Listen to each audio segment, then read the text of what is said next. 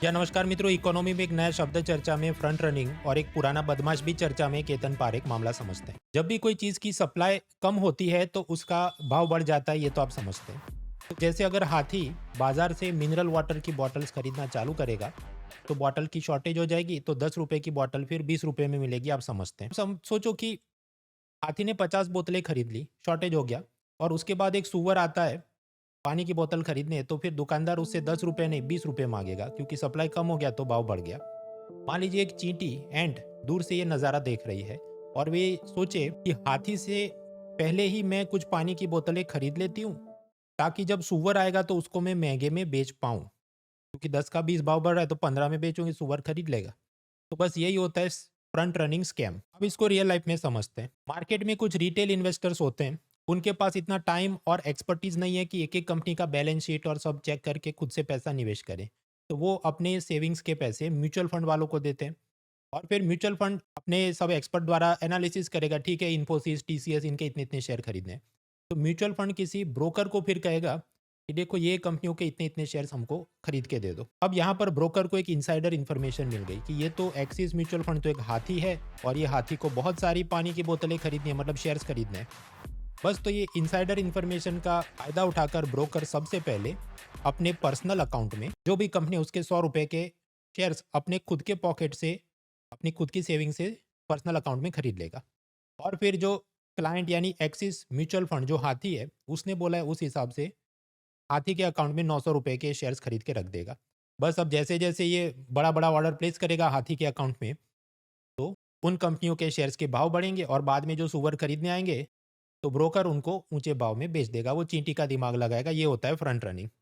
LIC के अंदर भी जो म्यूचुअल फंड काम होता है उसमें भी ऐसा फ्रंट रनिंग का स्कैम हुआ था, और ये लेटेस्ट वाला चला केतन पारेख उसमें इन्वॉल्व है। इधर पूरा केस के समझने से पहले दो टर्म समझते हैं, एफपीआई और एफडीआई क्या होता है।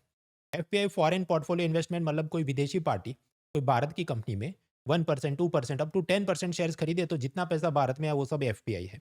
जैसे गोल्डमैन सैक्स नाम की एक कंपनी है, वो विदेशों से अलग अलग mutual fund, pension fund, insurance fund का पैसा एग्रीगेट करेगी और भारत में डालेगी, तो वो सब एफपीआई का पैसा है। सामने एफडीआई यानी फॉरेन डायरेक्ट इन्वेस्टमेंट क्या है, विदेशी प्रत्यक्ष निवेश। कि जैसे वॉलमार्ट जो अमेरिका की कंपनी है, वो फ्लिपकार्ट जो भारत की कंपनी है, उसमें 10% से ज़्यादा पैसा इन्वेस्ट करे तो जितना पैसा है वो एफडीआई। अब केतन पारेख वाला केस ऐसा है कि अमेरिका का एक बड़ा सा ऐसा एफपीआई वाला क्लाइंट था। वो अपने साथियों के साथ, दूसरे ब्रोकर्स के साथ बात कर रहा होगा कि मुझे भारत की इन कंपनियों में इतना इतना करोड़ इन्वेस्ट करना है। ये सब जानकारी पहुंचती है सिंगापुर में बैठे एक ब्रोकर रोहित तलगांवकर के पास, जो कि केतन पारेख का साथी है। केतन पारेख शेयर बाजार का एक बड़ा खिलाड़ी और स्कैमस्टर है। उसको जैसे ये खबर मिली, उसने फिर आगे फ्रंट रनिंग वाला स्कैम कर दिया। अपने पर्सनल अकाउंट में उन कंपनियों के बड़े बड़े साइज के वो शेयर्स खरीद के रखता है, ताकि मोटे भाव में बाकियों को बेचे। अब सेबी को, पुलिस को ये सब कैसे पता चला? केतन पारेख ने अपनी वाइफ के आधार कार्ड के जरिए 10-12 मोबाइल फ़ोन के सिम कार्ड खरीदे थे। बस तो उसी को ट्रैक किया जा रहा था, कॉल रिकॉर्डिंग ली जा रही थी, और वहाँ से ये स्कैम पता चला। इस स्कैम में तो मुश्किल से 60-65 करोड़ का चूना लगा है, ऐसा सेबी बोल रही है। और केतन पारेख को 2025 से 2 साल के लिए शेयर बाजार से बैन किया है। इसके पहले भी इसको 2003 में एक स्कैम के लिए 14 साल के लिए बैन किया था। तो समझो 2003 से 14 इयर्स, मतलब क्या, पहले भी ये बदमाश था, फिर भी अपनी हरकतों से बाज नहीं आ रहा, तो इसका चल रहा है। जो पुराना स्कैम उसने किया था वो ये था, 2001 में इसने पंप एंड डंप किया था। पंप एंड डंप में होता क्या है, जैसे केतन पारेख ने एक कंपनी को टारगेट किया, जी टेलीफिल्म। उसका 127 रुपए का शेयर बिक रहा था। ये धड़ाधड़ उसको खरीदना चालू करे तो स्वाभाविक है सप्लाई कम होगी, डिमांड बढ़ेगा, तो शेयर का भाव 10,000 हो गया।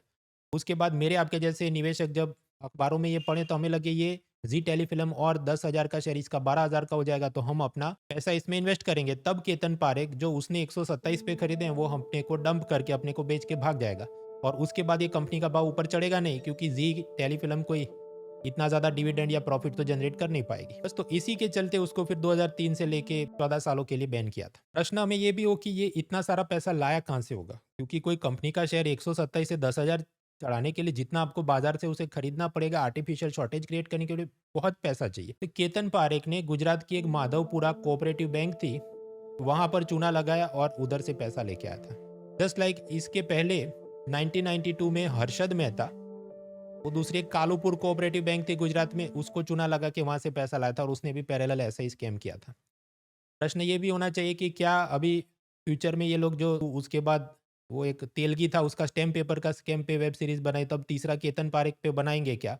और फिर इनका सब महिमा मंडन ग्लैमराइज़ेशन किया जाए। ऐसी वेब सीरीज़ से आम जनता में, नौजवानों में क्या सीख जा रही है? रिस्क है तो इश्क है, ग्लैमराइज़ किया जा रहा है पूरी चीज़ को। क्या ये सब सही हो रहा है? आप UPSC mains general studies paper 4 ethics के लिए सोचिए। परीक्षा में ये कहाँ उपयोगी है?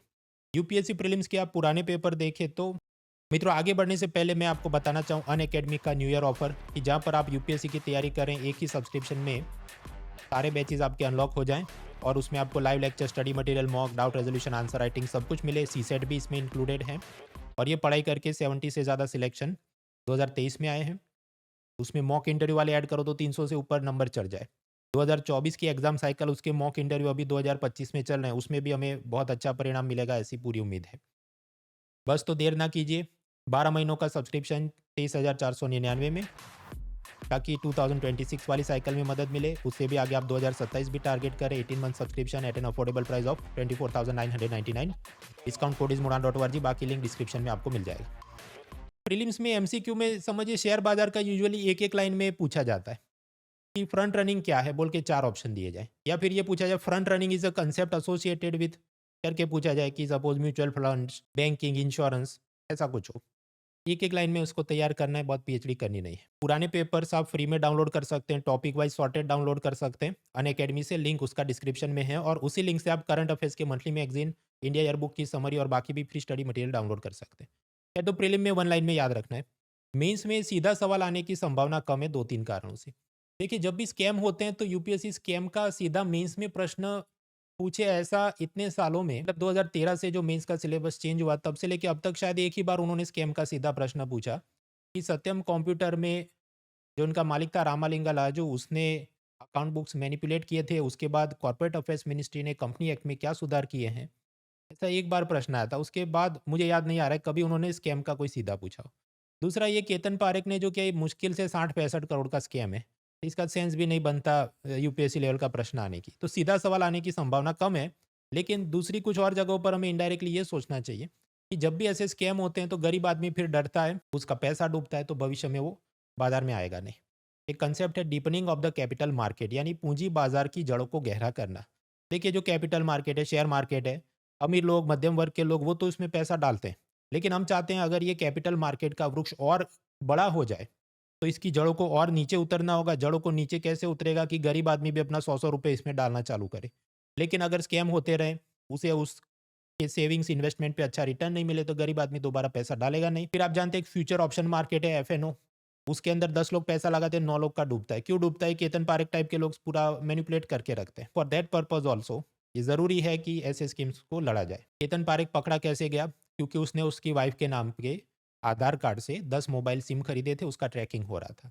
आधार कार्ड को जब भी car purchase, bank account, demat, PAN, mobile scheme, direct benefit transfer, subsidy, इन सबके साथ लिंक किया जाए तो क्राइम डिटेक्शन में काफ़ी मदद मिलती है। लेकिन ये कुछ एक्टिविस्ट प्राइवेसी की पीपुड़ी बजा के ये लिंक नहीं कराएं, वो लिंक नहीं कराने करके चलते रहते कोर्ट में, तो ये भी यहाँ पर एक सोचने का मुद्दा है। तीसरा, ये केतन पारेख हैबिचुअल ऑफेंडर है। 2 केस तो मैंने आपको बताया, इसके अलावा भी बहुत सारे केस में इसका यहाँ वहाँ नाम आते रहता है।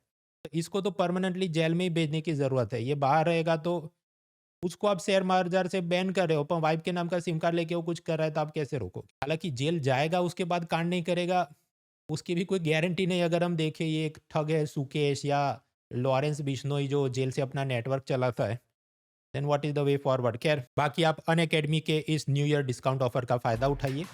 इसके बाद मैं दिसंबर के मंथली इकोनॉमी करंट अफेयर्स के वीडियो पर काम कर रहा हूँ, वो कुछ ही समय में, आने वाले दिनों में मैं रिलीज़ करने वाला हूँ। चैनल को सब्सक्राइब करें ताकि कुछ मिस नहीं हो जाए। Let's crack it.